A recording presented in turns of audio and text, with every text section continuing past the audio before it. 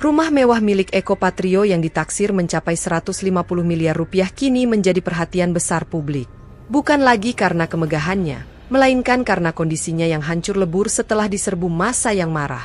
Peristiwa ini terjadi hanya beberapa jam setelah rumah Ahmad Sahroni di Tanjung Priok mengalami nasib serupa, menandakan meluasnya gelombang amarah rakyat terhadap para wakilnya di DPR RI.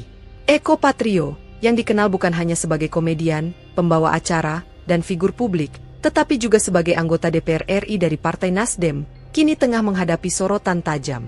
Kediamannya di kawasan elit Jakarta yang selama ini menjadi simbol kesuksesannya, mendadak runtuh menjadi saksi bisu atas ketegangan antara rakyat dengan para pejabat yang dianggap tidak peduli pada penderitaan masyarakat.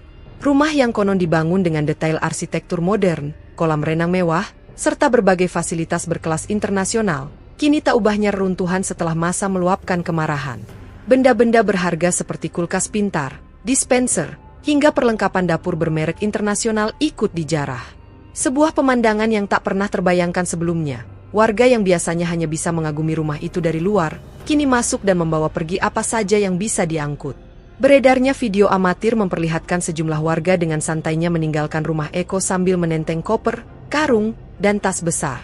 Mereka seakan tidak peduli dengan kamera atau pengawasan. Bagi sebagian orang, apa yang mereka lakukan seakan menjadi bentuk keadilan rakyat setelah sekian lama merasa dipermainkan oleh elit politik.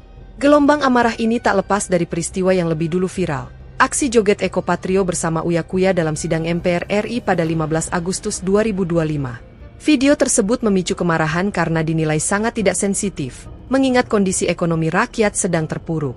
Banyak warga kehilangan pekerjaan, harga kebutuhan pokok melonjak, dan ketidakpastian ekonomi membuat masyarakat hidup dalam tekanan.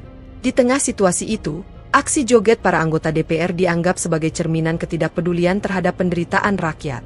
Tak hanya itu, kabar kenaikan gaji dan tunjangan anggota DPR yang mencuat ke publik semakin memperburuk situasi. Rakyat merasa makin tersakiti. Mereka melihat wakil rakyat yang seharusnya memperjuangkan nasibnya justru bersikap seolah-olah hidup di dunia berbeda. Kontras yang begitu tajam inilah yang kemudian melahirkan gelombang protes besar-besaran, hingga merembet pada penyerangan kediaman pribadi para anggota DPR yang dianggap simbol kemewahan di tengah penderitaan. Eko Patrio akhirnya muncul ke publik pada malam hari, 30 Agustus 2025, ditemani Pasha Ungu, rekan separtainya sekaligus sesama anggota DPR. Dalam kesempatan itu, Eko meneteskan air mata dan menyampaikan permintaan maaf secara terbuka. Ia menegaskan bahwa tindakannya di sidang MPR tidak pernah dimaksudkan untuk menyakiti hati rakyat. Saya tidak pernah terbesit niat sedikit pun untuk melecehkan atau menyinggung masyarakat. Saya minta maaf yang sebesar-besarnya, ucap Eko dengan suara bergetar. Namun permintaan maaf itu tampaknya belum cukup untuk meredakan amarah publik. Banyak netizen menilai bahwa tangisan dan penyesalan Eko hanyalah upaya untuk menyelamatkan citra, bukan berasal dari hati yang tulus. Apalagi, kondisi rumahnya yang sudah porak-poranda seolah menjadi bukti bahwa amarah rakyat telah mencapai titik yang tidak bisa lagi ditahan. Sejumlah analis politik berpendapat bahwa kasus yang menimpa Eko Patrio dan Ahmad Sahroni adalah puncak gunung es dari krisis kepercayaan rakyat terhadap DPR. Selama ini, berbagai kebijakan yang dinilai lebih menguntungkan kalangan elit membuat jarak antara rakyat dengan wakilnya semakin lebar. Penjarahan rumah para pejabat bukan sekadar tindakan kriminal, melainkan simbol perlawanan terhadap ketidakadilan sosial yang dirasakan masyarakat. Jika ditilik lebih dalam, rumah Eko Patrio yang bernilai 150 miliar rupiah itu memang sering menjadi perbincangan publik. Ia disebut sebagai salah satu artis anggota DPR dengan kekayaan fantastis.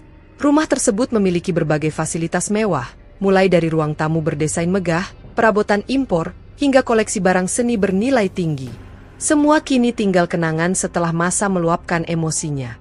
Tak sedikit warga sekitar yang menyayangkan aksi brutal tersebut. Mereka menilai bahwa perusakan rumah dan penjarahan bukanlah solusi. Namun, di sisi lain, sebagian masyarakat beranggapan bahwa inilah konsekuensi dari sikap para wakil rakyat yang sering dianggap abai. Ketidakpuasan yang menumpuk akhirnya meledak menjadi aksi yang tak terkendali. Pihak kepolisian sendiri mengaku kewalahan menghadapi gelombang massa yang terus bergerak menuju kediaman para pejabat. Meski sejumlah personel dikerahkan, jumlah warga yang membludak membuat aparat sulit melakukan pengamanan maksimal. Hingga berita ini diturunkan, belum ada keterangan resmi mengenai total kerugian yang dialami Eko Patrio, namun diperkirakan mencapai puluhan hingga ratusan miliar rupiah. Peristiwa ini menimbulkan pertanyaan besar tentang arah hubungan antara rakyat dan wakilnya. Apakah kasus ini akan menjadi peringatan bagi DPR untuk lebih peduli pada kondisi rakyat, atau justru memicu konflik yang lebih besar ke depannya?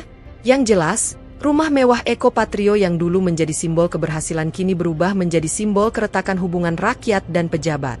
Tangisan dan permintaan maaf Eko mungkin bisa meredakan sebagian kecil amarah, tetapi luka yang sudah terlanjur terbuka tampaknya tidak akan mudah disembuhkan. Di media sosial, topik ini menjadi trending nomor 1. Warganet ramai-ramai membagikan foto dan video kehancuran rumah Eko Patrio dengan berbagai komentar pedas. Sebagian menyindir, sebagian lagi merayakan, namun banyak juga yang mengekspresikan keprihatinan mendalam. Fenomena ini menunjukkan betapa besar jurang antara harapan rakyat dengan perilaku para pejabat. Kini, Eko Patrio berada di persimpangan jalan. Karir politiknya bisa saja tamat jika ia tidak segera mengambil langkah konkret untuk memperbaiki citra dan kepercayaan rakyat. Permintaan maaf mungkin awal yang baik, tetapi tindakan nyata jauh lebih dibutuhkan. Tragedi ini menjadi pengingat keras bahwa seorang publik figur sekaligus wakil rakyat tidak bisa bertindak semaunya. Setiap tindakan, sekecil apapun, dapat berdampak besar, terutama di era digital di mana semua peristiwa bisa tersebar luas dalam hitungan detik. Akhirnya, kisah rumah Eko Patrio yang hancur di serbu masa ini bukan hanya tentang kerugian materi, tetapi juga tentang runtuhnya simbol kepercayaan rakyat kepada pejabatnya. Rumah 150 miliar rupiah itu kini bukan lagi istana megah, melainkan monumen kehancuran hubungan antara rakyat dan elit politik.